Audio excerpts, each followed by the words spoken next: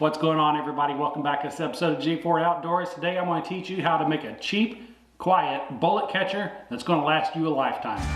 Well, here's a little story about two friends that came together, and we started up a YouTube just to talk about whatever. We're on a boat catching big bass and smashing them cats, from review videos to just making you laugh. Cause we got guns, we got knives, we got fishing, we got hunting, we got everything you like, so hit that subscribe button. We're in the outdoors, doing things that we love. We're talking guitars, girls, green grass, and guns. So what we got here is a very simple project. You can go overboard on your box and get a 50 gallon tub, or you can go as low as a 10-gallon tub, just depending on what you want to do. Me personally, I'm going to be shooting this a lot inside of the house, so I want something that's rather large and is going to catch any of those hiccup shots that I make. It's going to be filled with rubber mulch. This is shredded mulch. What you're going to need is about 1 bag per 10 gallons of bucket that you use. So I do have 2 bags of shredded mulch. So when it comes to the cost of these, you're looking at about $10 for a tub this size and about $10 for a bag of mulch. So what you got here is about $20 for a bullet catch. It's going to last you a lifetime. And like I say, depending on how big or small you want to go, this is 50 gallons. I paid $10 for this particular one and 10 of these, so 50 bucks. Now when choosing your buckets, you really don't need to go overboard. Trust me on this, because you're going to be zip tying it anyway.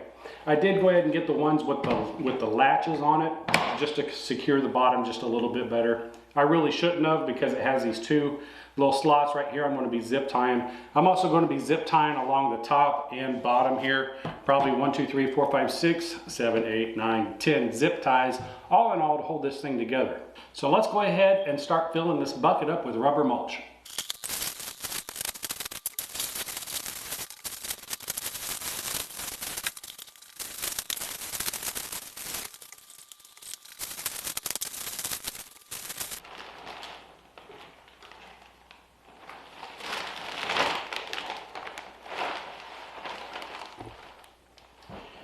Actually, 4 bags for this entire bucket is too much.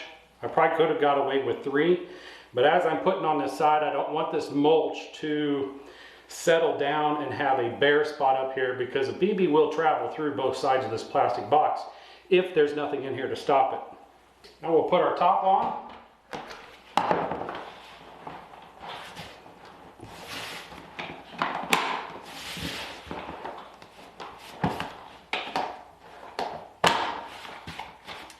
And that's a very, very tight fit. This thing is completely full of rubber now. It's actually compressed just a little bit here on the top. But over time, this stuff is going to settle in here, so do get it as full as possible. Because like I say, that's a little heavy right now, if you're shooting this over and over and over, in time, this rubber is going to settle down. So if you shoot high, you're going to have an empty spot right here, and you're going to travel right on past it. So do fill this up as much as possible. That way you're going to catch as many pellets as possible. So you can definitely drill your own holes if you want to. Right here we have 2 little holes right here that are already in this Craftsman tub. I'm going to go ahead and zip tie those shut. Now that we got these 4 in here, I'm going to go ahead and go a little overboard. I'm going to put 3 holes on each side, giving me 6 more extra zip ties, and that's just an extra precautionary measure.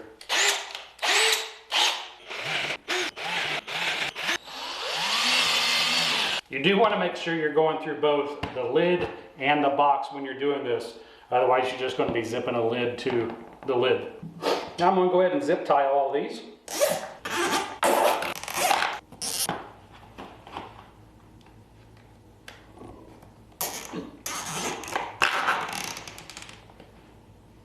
Now that we have all those installed, I'm just going to cut these tag ends off.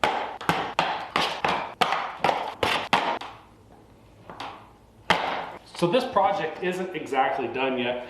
You're going to need to stick something on top of this to keep pellets from bouncing back out, to keep the rubber from the inside from spilling out, because once you start pegging into one hole over and over and over, this hole's going to open up pretty good and you're going to get rubber mulch spilling out. So you either want to put a piece of cardboard over it, or as I got right here, I have a rubber mat for a toolbox. It's a pretty thin rubber, I'm probably gonna put this on as a double ply. You can go single or double. I do plan on using this a lot, so I'm gonna go double. And what I'm gonna do, I'm just gonna double this over. I'm gonna put it right here in the center, and I'm going to glue that onto the top. You know, if you use cardboard, you can tape this on here. If you use this, you can tape it on here, or you can glue them both down. I'm gonna be gluing this down to the top. And like I say, what that's gonna prevent from doing is from pellets from bouncing back out. And once you start wearing a hole in this, it's gonna keep the mulch from falling out. Now guys, keep in mind, this is for a home pellet trap. You do need a backstop beyond this. Make sure that you're shooting into something safe. This will only be used inside my house. It's great for using outdoors because it's got the rubber mulch in there, because it's not going to mildew, decay, or anything like that. And like I say, please be careful when you're shooting inside, because anything can happen. So as you can see, we do have quite a substantial size of a bullet trap here. We have 2 full-size targets here on front. It is very deep. It is very wide, very tall. I do like the size of it. But anyways, guys, if you enjoyed this video, hit the like button, hit the subscribe button, leave a comment down below. I have a ton more air rifle videos coming to you, so stick around if you want to see those. I'll see you in the next one. I'm out. Monday, Tuesday, Wednesday, Thursday. I just dream of fishing while I'm going through my workday. I listen to my boss, though he's driving me berserk. Damn it, I can't take much more because my brain is really hurting. And now the bank is always calling and I don't know what to do. And I haven't bought a crankbait since like 1992. But the bass are out there